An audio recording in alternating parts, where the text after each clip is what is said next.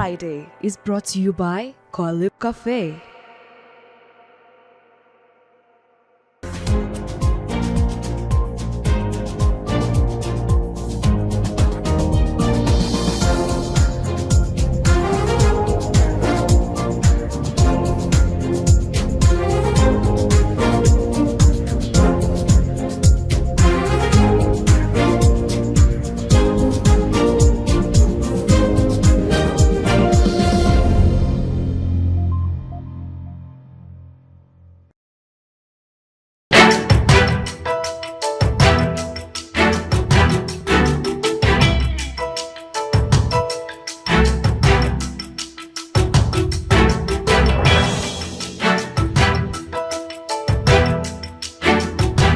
This is News on Friday.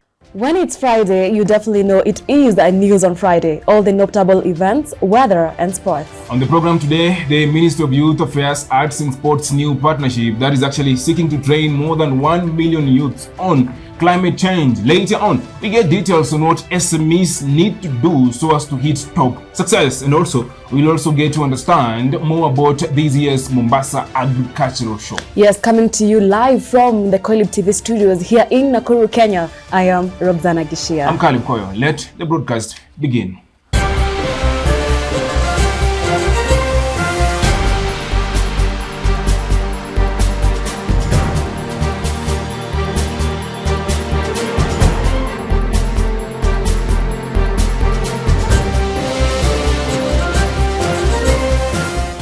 Now, every 24 hours, nearly 33,000 youth across Africa join the search for employment. About 60% of them joins the army of the unemployed. Africa's youth population is growing rapidly and is expected to reach over 830 million by 2050. Whether this spells promise or peril depends on how the continent manages its youth bulge. Yes, this is why the Kenyan President William Ruto is more than ready to continue investing in young people. The president rates Kenyan youth as the country's biggest shareholders. Ruto was speaking at the Kenyatta International Convention Center, Nairobi, during the Africa Youth Climate Assembly 2023 on that September 2023. The realization that we are a young continent, and I like what the president of the African Development Bank has said, investing in our shareholders. The largest shareholders of Africa is the young people. What must we do? We must continuously invest in the young people. Number one, in their education. In Kenya, for example, this year, we had the largest budget, 630 billion Kenya shillings, the largest since independence, to fund our education. Because that creates young people in Kenya who have the requisite knowledge, who can articulate their issues, who can drive their growth. That's number one. Making sure that they are skilled. This year, we doubled the budget for our TVETs, for our technical and evaluation. We doubled the budget almost, maybe we actually increased by 70% for our universities. Again, to invest in our young people so that they are ready to tackle the challenges of the future. And number three, what Adesina said, investing and believing in young people, not looking at them as part of the problem, but looking at them as part of the solution, not looking at them as risky, not looking at them with the eyes of they don't have collateral.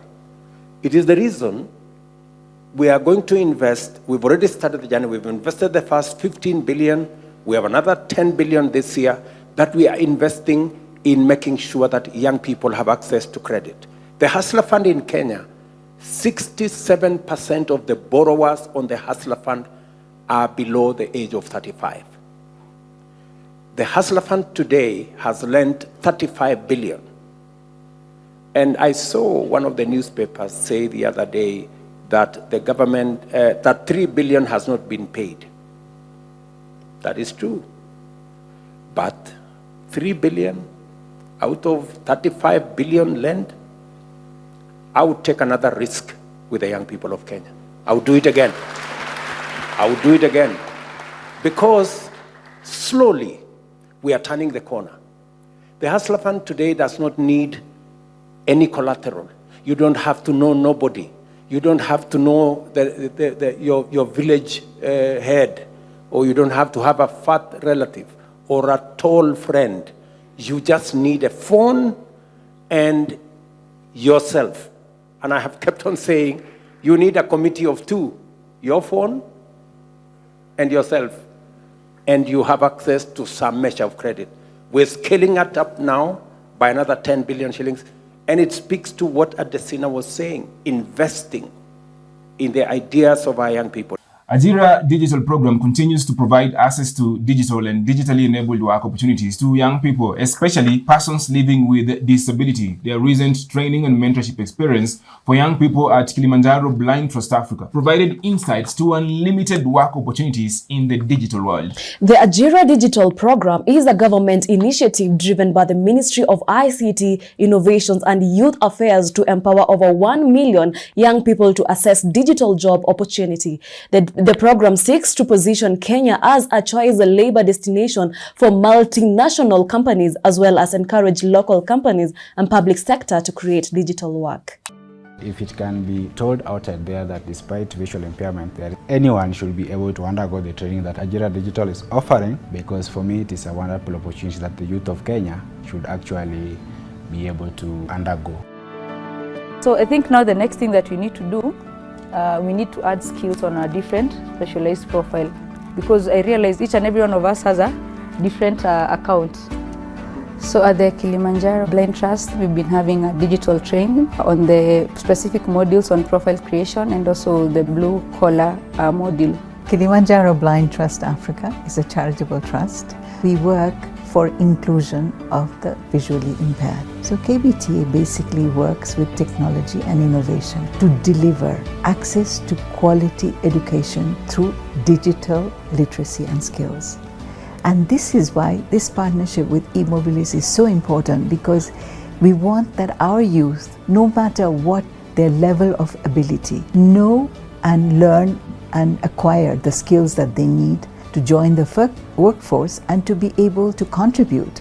What I've learned from Ajira Digital through KBTA is how to navigate through different websites that you're able to earn, for example, JobGather and Upwork.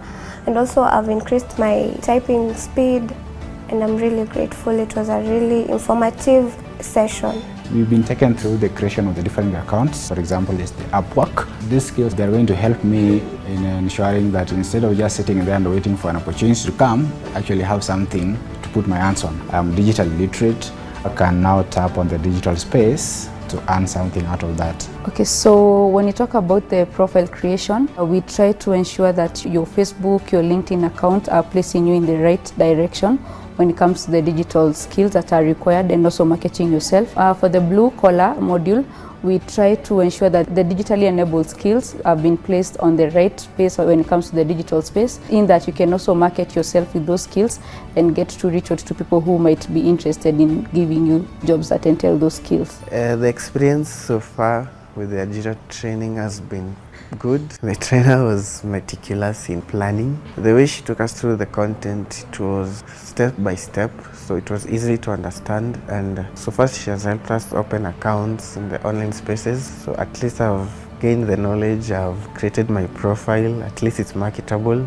That is something that is a takeaway from these sessions. So for one as a trainer to be able to take them through the trainings, first of all, you need the soft skills and you need to be very patient with them. The other thing, when it comes to the practical bit of it, we have a software that is installed in the laptops, the audio software that helps them to listen through to what you're taking them through.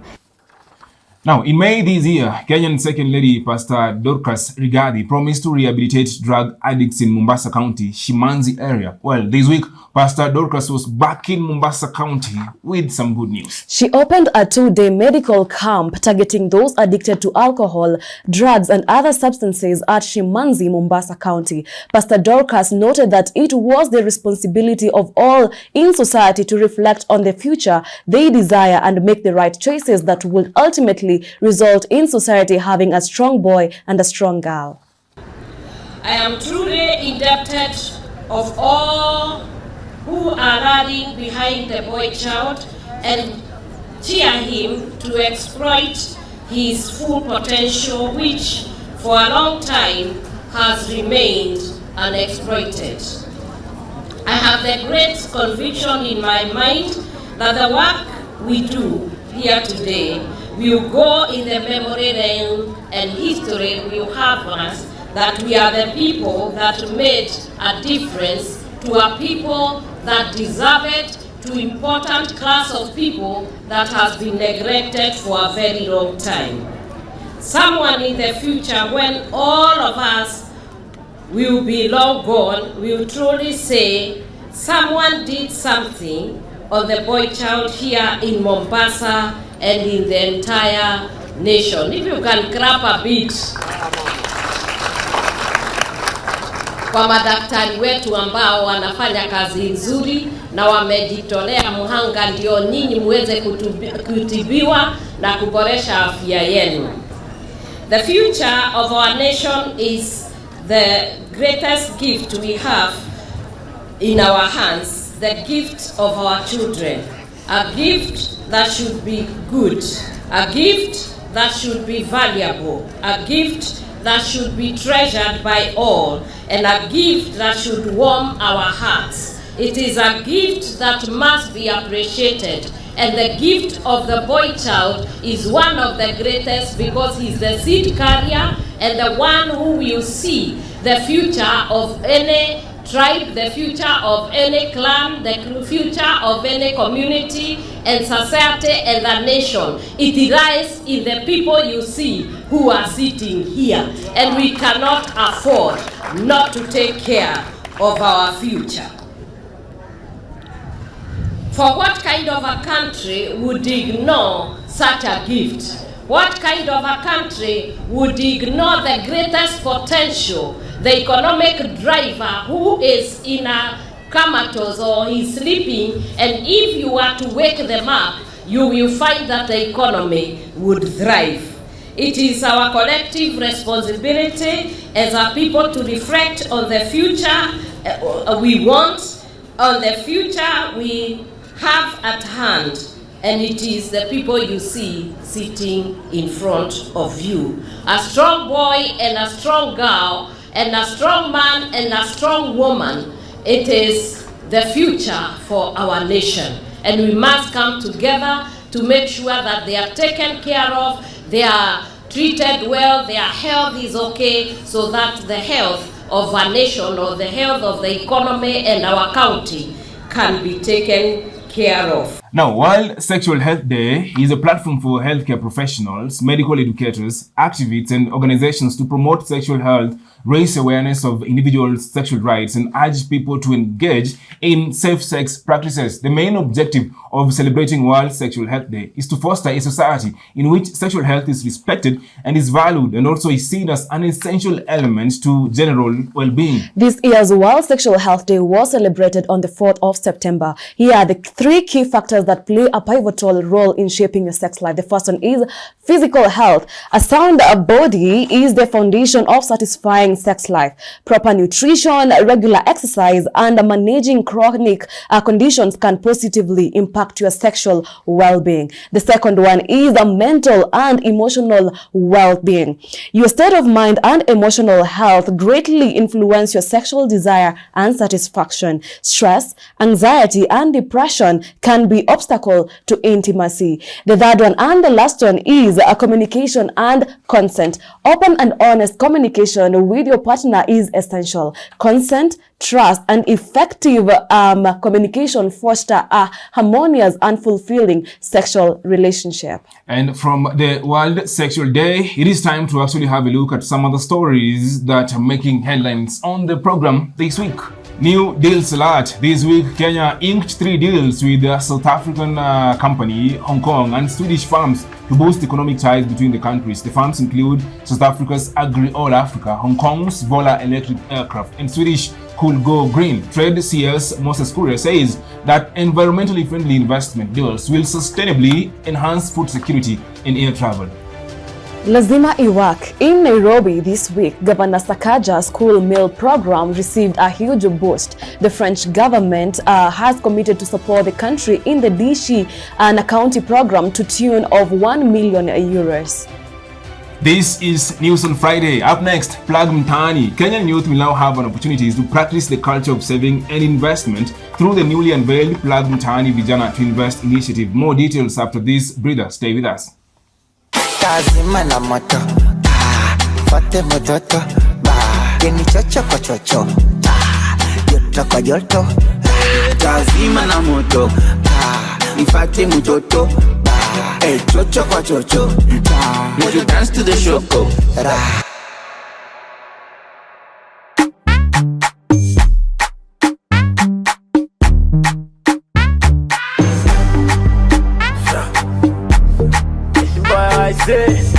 It's E. Kelly. I'm like, who's your dad?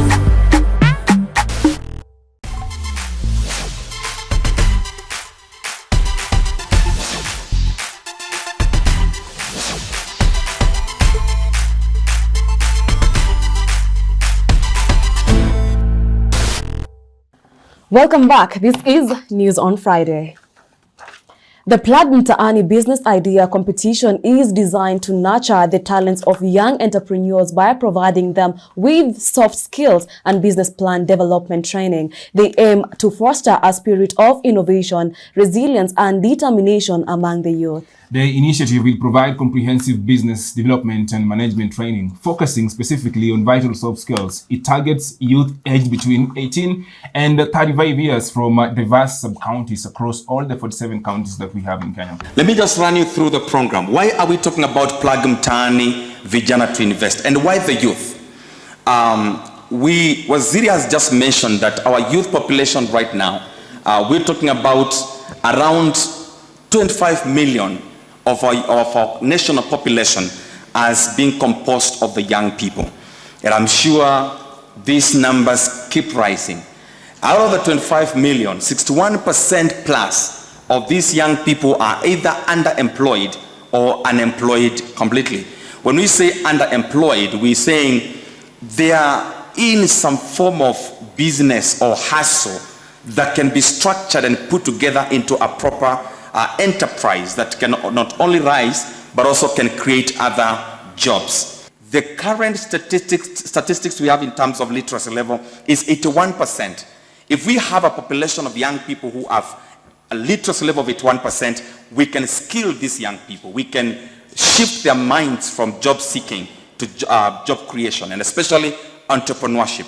And if that can happen, then whose responsibility is it? We believe that it's our responsibility. It's time, it cannot be tomorrow, for us to change the minds of these young people. So the Plug Mtaani Vijana to Invest concept is not just another business idea competition, is a mind transformation agenda, is an attitude change agenda. We also want to acknowledge the effort of the government. The government has also introduced some interventions like Hustler Fund. Then we're also talking about Then the Youth Enterprise Fund. We also have the Women Fund. We have the Wezo Fund. Then we also have the Kenya Youth Employment and Opportunities Project. So these are some of the interventions that the government has brought into place to empower the young people. But is it enough? Is there space for us to innovate around youth empowerment? Just next slide. So we also identified the gaps. For us to be here today, we want to talk about what gaps then exist if there is some intervention from the government and other private sector players, because we also want to acknowledge quite a number of private sector partners that have expressed interest in partnering with us, and they are in here. We'll acknowledge them as we continue. What are the gaps? Number one gap is funding gap. Funding gap, I think this cannot be overemphasized, because the funding gap we have is, and there is, yes, funding, but is there intensive follow-up after that funding? Do we seek to know how the young people invested that money? We are not having the first competition in this country. To transition from being small and medium-sized enterprises to entering the big league, Kenyan businesses face a set of challenges and opportunities unique to their context. Kenya has a vibrant entrepreneurial landscape with a growing number of SMEs contributing significantly to the economy. However, achieving substantial growth and making it into the big league requires a strategic approach that encompasses various key factors. We explore the essential components that Kenyan SMEs need to consider in their journey towards scaling up and achieving long-term success, courtesy of Endeavor Business Network. We push our entrepreneurs to think bigger and to do bigger, right? With technology and access that entrepreneurs have to technology, there's no reason a Kenyan business that's built here, that's creating jobs here, cannot go global, cannot provide a solution that can be globally used, right? And M-Pesa, we often allude to the story of M-Pesa. We've been able to do it in payments, and there's no reason that innovation that is born and curated in Kenya cannot go global, right? So we really work on trying to make our entrepreneurs think really big, and the way we do it is to expose them to a global network of other entrepreneurs and business leaders who've been able to scale their businesses in markets that have similar conditions and similar operating environments to the ones here in Kenya and in Africa, and for them to realize that, hey, that guy has been able to do it, I too can do the same thing, right? Yeah. I think the common theme that we see playing across our entrepreneurs is one, access to capital, right? And so how do they access this capital? How do they package their business in a way that is friendly to investors and in a way that investors can relate to? Secondly is talent. And actually, more surprisingly, we recently did a survey amongst entrepreneurs, and access to talent was the one challenge that they considered top. Inua Jamii is the government initiative under the Ministry of Labor and Social Protection in Kenya. The program aims to uplift the lives of poor and vulnerable citizens of Kenya through regular cash transfers. And of course, it is the government of Kenya's flagship National Safety Net program for the beneficiaries of cash transfer and orphans, and also vulnerable children and older persons. The program's scale-up registration targets over 26,000 beneficiaries in Laikipia County in their ongoing countrywide exercise. Kwamba leo tulikuwa tunafanya launching Inua Jamii program ambao ni mpango wa serikali kwa wale ambaye wamefikisha miaka 70 na watoto ambao ni yatima ambao they are totally poor, na pia watu wale wanaishi na ulemavu. Tumeweza ku launch siku ya leo hapa Laikipia na Nyuki, Laikipia East, na tunatarajia kwamba hii mpango imeanza leo tarehe 1 mpaka tarehe 15. Kwa hivyo langu ni kusema kwamba nitoe wito kwa wakaaji wetu ambao wamehitimu waweze kujitokeza, wasajiliwe kwa hii mpango wa serikali ambao ni wa kuinua wale ambao hawajiwezi. Nasema ya kwamba kwa hii mpango watu wameweza kuelezwa ni nini ambayo inahitajika ndio waweze kusajiliwa kwa hii mpango, na wengi wao naona ni kama wamefuatilia na wengi wanaendelea kusajiliwa. Ya kwamba kwa hiyo awamu ya kwanza tutakuwa na watu register watu zaidi ya 26,000 kwa hii mpango ya awamu ya kwanza. So ningesema kwamba maofisa wetu ambao wanafanya usajili wameelezwa na wanajua jinsi ya kufanya hiyo kazi, ila tu ningetoa wito kwa wananchi. Wakati mpango kama hii ikianza ya serikali, unapata kuna majangiri nao huwa wanakuja wanasema wanasajili watu na pesa. Hii mpango ni free. Hakuna malipo yoyote ambayo inatakiwa ilipwe na yoyote ambaye amehitimu. Kwa hivyo ningetaka kutoa onyo na wale ambao wanajua program zikija huwa wanakimbilia wanatanganya wananchi wajue ya kwamba tumeeleza wananchi, watueleze, tutakupata na tutapelekwa mahakamani. Na mimi nafurahia sana kuhusu hii mpango serikali imepanga kuhusu sisi wasee, kwa sababu tulikuwa tumasaulika kabisa. Lakini mimi nafurahi kwa sababu sasa sisi wasee tutasaidiwa na hiyo mpango serikali ilikuwa imepanga, kwa sababu saa zingine mtu hakuna mtu wa kusaidia wewe. Saa zingine wewe uko na kijana yako na yeye ako na bibi yake, hawezi kukusaidia bibi yake na akusaidie. Kwa hivyo mimi naona hii mpango upande wa serikali ni mzuri sana, kwa sababu sisi tutasaidika. Hata mimi nitaweza kusaidika mimi mwenyewe binafsi, hata wale wengine watasaidika, kwa sababu sasa sisi hatutakuwa tukisubua watoto wetu. Ati ni saa ile bibi ya kijana yangu, saa ile mimi naona analetea sukari au majani, mimi naanza kupiga kelele. Sasa mimi siwezi kupiga kelele tena, kwa sababu hata mimi nimepata usaidizi kwa serikali. Kwa hivyo ningependa kuelezea kwamba hii mradi wa Inua Jamii ni mradi ambao iko na sehemu tatu. Iko na wazee 70 plus, pia kuna sehemu ya watoto yatima, that's OVC, Cash Transfer for Orphans and Vulnerable Children. Pia tuko na walemavu. Kwa wazee tunasema hii ni program ambayo inachukua wazee wote, sio targeted. Kwa hivyo wazee yote yule amefika 70 and above, wote tunafanya registration leo. Tutakuja kufanya household listing.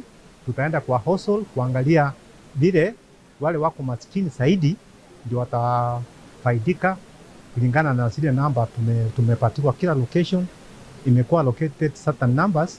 Kwa hivyo tukishafanya registration, tutaenda tufanye tena ukaguzi katika manyumba zao, tuone ni kina nani wako maskini kulika wengine. Kwa hivyo alafu ndio tupate kufanyia wao registration.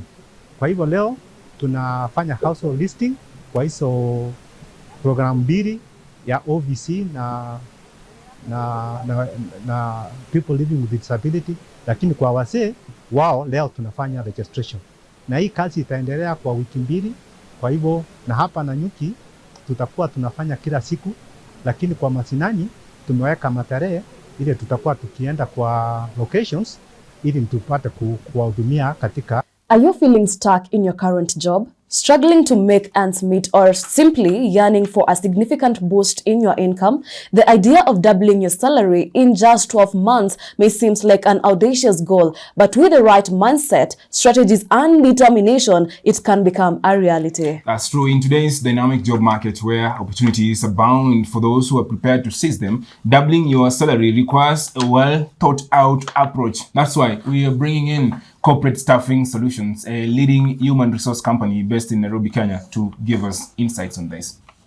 So before I share with you tips on how you can be able to improve your salary, did you know that only 1% of the Kenyan working population earn over 100,000 shillings? Yeah.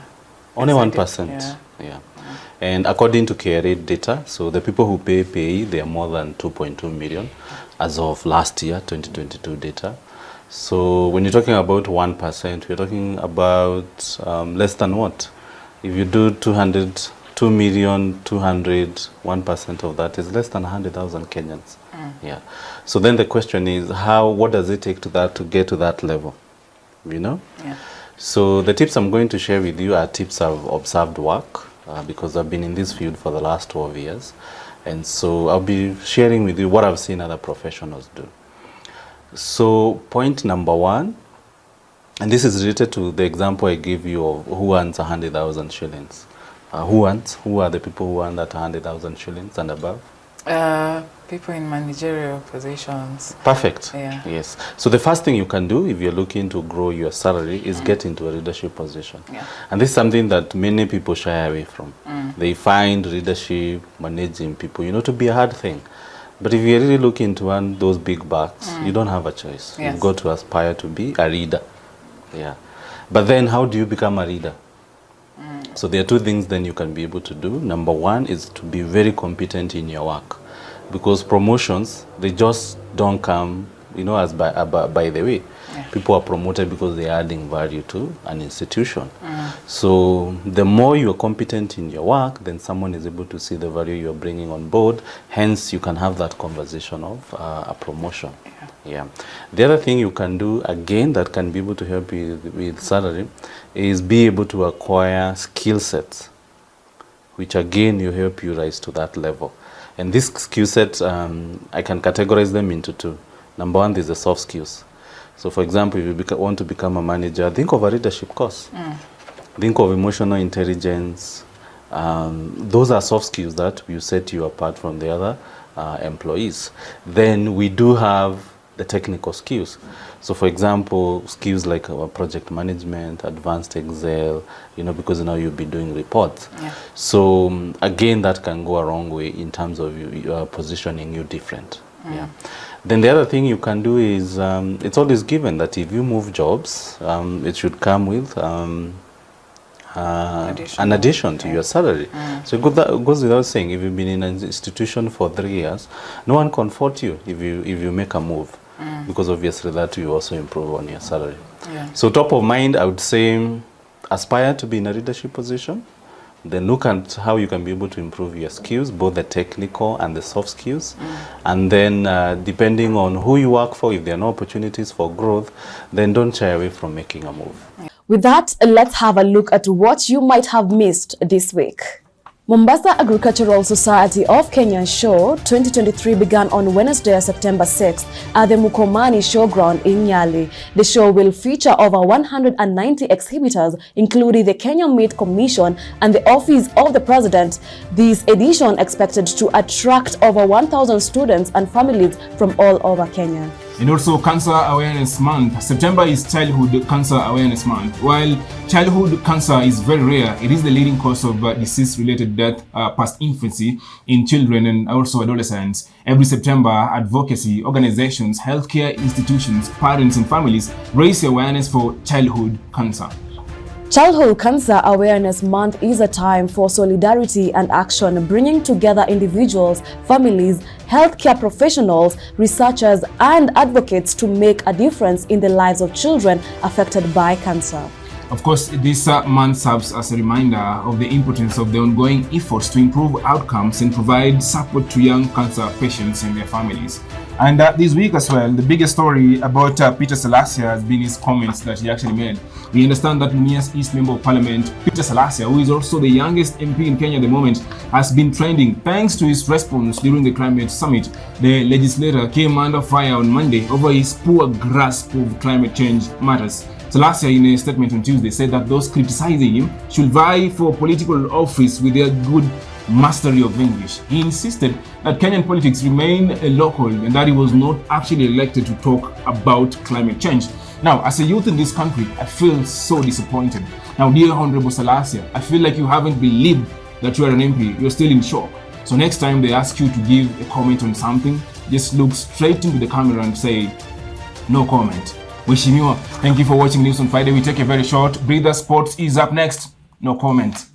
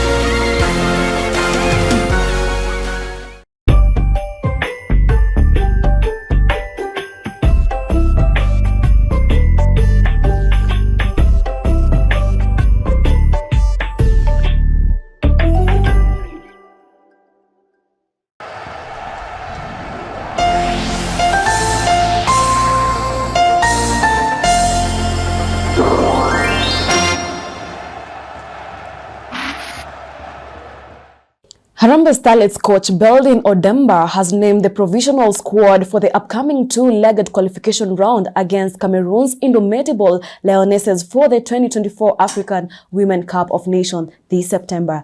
They begin with the first leg in Cameroon on Friday, September 22nd, followed by the second leg at home on September 26th. The squad features a blend of informed local-based players and experienced foreign-based players. That's true. Noteworthy addition to the squad are soccer assassins forward Valerie Leanekesa and Kenya Police Bullets defender Quinta Owiti, who earned their second senior call-ups after showcasing their prowess with the Junior Starlets team. Joining the squad for the first time are Bunjore Starlets forward Erin Madalina, Lavenda Achieno, and Simba Queens goalkeeper Caroline Rufa. But we also understand that making comeback to Harambee Starlets is SK Slavia Praha midfielder Majoril Nekesa, Ulinzi Starlets Masi Airo, and FC PAOK forward Esi Akida. Ketsi Ngaira from Ulinzi Starlets and Valentine Kwaka from Kenya Police Bullets have retained their spots in the national team, receiving their second call-up. And so we wish them the very best.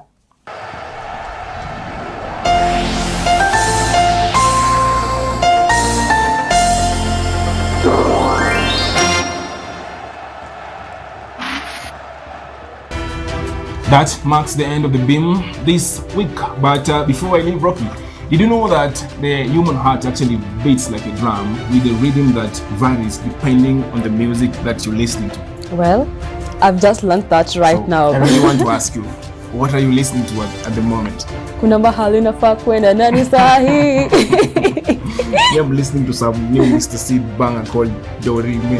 Dorime. Oh yeah, I've heard it. It's a very good song. Yeah. So the song that you're listening to, your heart beats like that. So this week, try listening to some slow jam music. You know what I'm saying?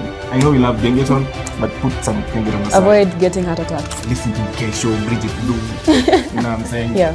Watch some news, watch some podcast, whatever you do, just be amazing. I'm Koelib Koyo. See you next week. I am Roxana.